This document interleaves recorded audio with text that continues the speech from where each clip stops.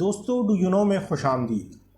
سونا زمین کی اپنی دھات نہیں، لیکن پھر بھی جب سونے اور چاندی کا ذکر آتا ہے تو ہمارا ذہن ہمیشہ زمین میں دفن معدنیات کی طرف جاتا ہے۔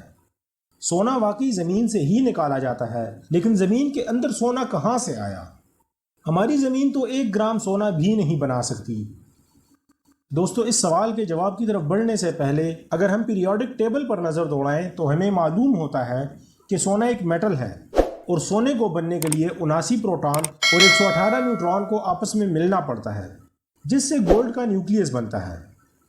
79 پروٹون اور 118 نیوٹران کو آپس میں ملنے کے لیے بہت زیادہ انرجی کی ضرورت ہوتی ہے، اتنی زیادہ انرجی جو ہماری زمین کو 1000 مرتبہ فنا کر دے۔ دوستو بہت سے لوگوں نے سینکڑوں سالوں تک مصنوعی طور پر سونا بنانے کی کوشش کی، لیکن وہ سب کے سب ناکام رہے۔ تو پھر آخر یہ اتنی نایاب اور قیمتی دھات زمین پر کیسے آئی؟ دوستو آج کی ویڈیو میں آپ سب کو سٹیپ بائی سٹیپ یہی بتاؤں گا کہ سونا زمین پر کیسے آیا اور یہ کیسے بنتا ہے۔ لیکن ویڈیو شروع کرنے سے پہلے میری تمام سامعین سے گزارش ہے کہ ہمارے چینل کو سبسکرائب کر لیں اور ساتھ دیے گئے بیل آئیکن کے بٹن کو بھی دبا دیں تاکہ ہماری ہر نئی آنے والی ویڈیو آپ کو ملتی رہے۔ دوستو سب سے پہلے بات کرتے ہیں سونا کیسے بنتا ہے۔ سونا ستاروں سے نکلتا ہے۔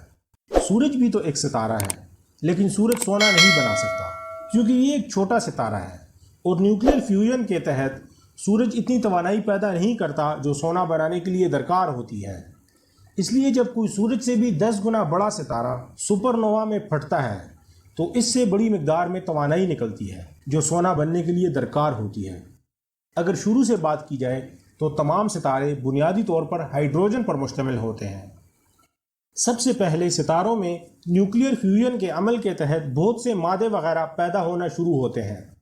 جب ستارے میں ان مادوں کی مقدار بہت زیادہ بڑھ جاتی ہے تو یہ گریویٹیشنل پل کی وجہ سے خود پر ہی گر جاتے ہیں۔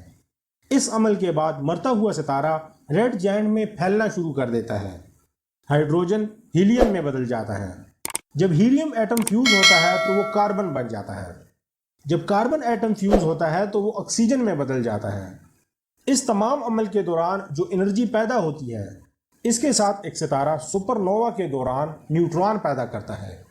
اس نیوٹران سے لوہے اور تانبے جیسی مصنوعات بنتی ہیں۔ کسی ستارے کے مرکز میں جب لوہا بننا شروع ہوتا ہے تو یہ ستارے کی عنقریب تباہی کا پیش خیمہ ہوتا ہے۔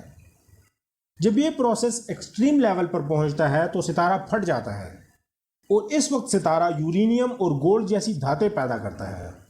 اس عمل کو ریپڈ نیوٹران کیپچر یا پھر اور پروسیس بھی کہتے ہیں۔ دوستو اس طرح جب مرتا ہوا ستارہ آخری سانس لیتا ہے تو یہ تمام معدنیات خلا میں بکھیر دیتا ہے۔ دوستو اب بات کرتے ہیں سونا زمین پر کیسے آیا۔ سائنسدانوں کے مطابق آج سے تقریباً 3.8 ارب سال پہلے ایک میٹیورائٹ کے ٹکرانے سے سونا زمین پر آیا تھا اور وقت گزرنے کے ساتھ ساتھ یہ زمین میں دفن ہو گیا تھا۔ کیا خود سونا بنانا آسان ہے؟ دوستو ماضی میں بہت سے کیمیا دانوں نے سونا بنانے کی کوشش میں مختلف کیمیکلز کا آپس میں رد عمل کرنے کی کوشش کی۔